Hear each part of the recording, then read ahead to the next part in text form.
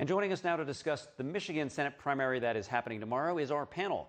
We welcome Dustin Olson. He's a pollster with American Pulse Research Polling, and he's also the host of the Political Trade Secrets podcast.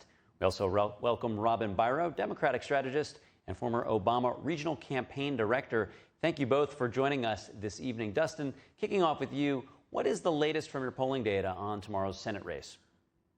Well, it's been an exciting race to follow, and I think the average of polls have El-Sayed is up by 10 in the Real Clear Politics average, and I think that's pretty much the what people think is going to happen.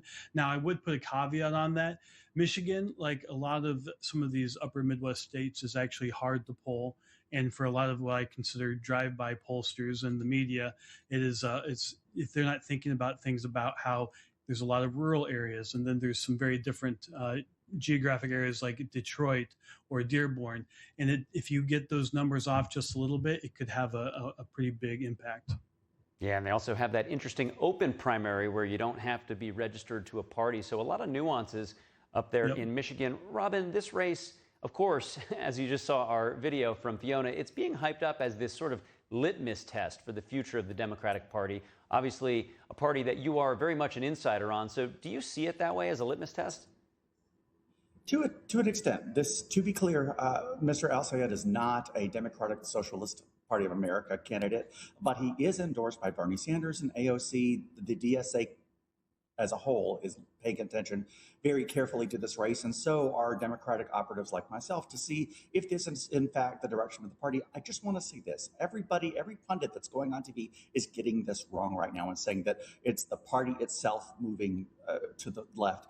The party's playing to the voters. They wouldn't be moving to the left if the voters weren't electing these people to office. These candidates are more progressive, are winning races, and so we're running more of them.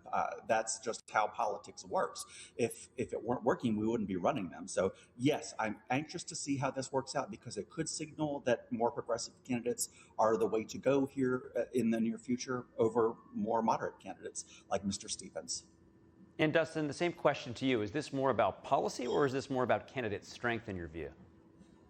Well, I think policy does have a little bit, or message really is what I would say it is. I do think the more DSA-aligned candidates or socialist candidates are talking about cost of living issues, which is by far the number one thing that most Americans care about, and including primary voters in both parties. So speaking to those things definitely does make a difference. But to be clear, this is a concerted strategy by the DSA following the 2016 nomination for Hillary Clinton. A lot of the Sanders people weren't too happy about it, and the DSA decided in 2017 to go about working within the Democratic Party as opposed to working outside of it in order to get their candidates elected. And right now they have 300 or so local elected officials across the country. And going into the Congress this year, in races that aren't going to be competitive in the fall, they have their nominees now picked, and they're going to have more people in Congress. So unfortunately, I do think it is a leftward turn of the Democratic Party, and I don't think that's really good for the country personally. And Robin, to stay on that point, in somewhat of an irony, Sayed is actually striking a populist tone, as you both alluded to, cost of living and other things that really resonate with people who are struggling. And that's something that very much worked for Trump as part of his brand. Is that resonating with voters, this populist tone? You take what you like and you leave the rest in politics. So we do recognize the fact that these did work for President Trump. Look, I couldn't go to any Walmart in America without seeing those signs out front that said Trump equals lower prices, Kamala equals higher prices. That was a very simple message that got through to your average American who shops at Walmart. We need to have simplified messages in the Democratic. We just are not good at messaging here on the left. That was a very simple message that struck a chord with voters. Whether or not it came to fruition is what we're arguing now as Democrats. We're saying, where are these low prices that you're promised? It's not paying off at the gas pump. You're not getting more of your pay for the items that you're spending. The cost of goods has gone up. So that's the case that we're trying to make. I'm just worried that my party is going to overly complicate this and speak to a not simplify. We just got to simplify that message. I worry that we're going to try and give a more academic message, and that's just not going to work. It hasn't for us before. Yeah, it very rarely does indeed. And Dustin, the Republican challenger, Mike Rogers, he probably has a preference as to which candidate he'd like to go up against. How does that play into the general election?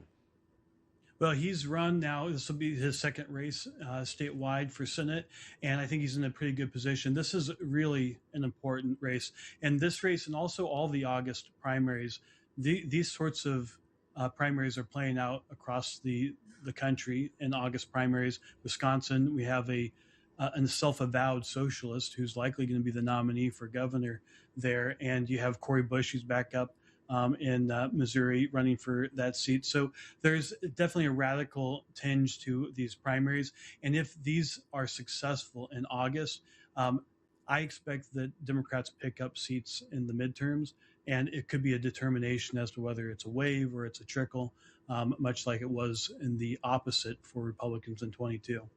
Oh, very interesting. And Robin, this is now the most ever spent in a Democratic Senate primary. I'd love to get your thoughts on that. It will be record-breaking, make no mistake. And to talk of breaking records, this would be the first Muslim candidate that would win a Senate race if it goes to the general election and he wins. So that has that's history being made right there. He also ran, I believe, for governor, if I'm not mistaken, and came really close there. So he's not, El-Sayed is not an unknown name, but I want to say that, his faith will probably be weaponized by our friends on the right as we head toward general election. And that puts us in a strange predicament. So, I'm glad to see, though, that his faith is not being weaponized right now. I'm very cautious as we go forward with this, though, with him being the nominee.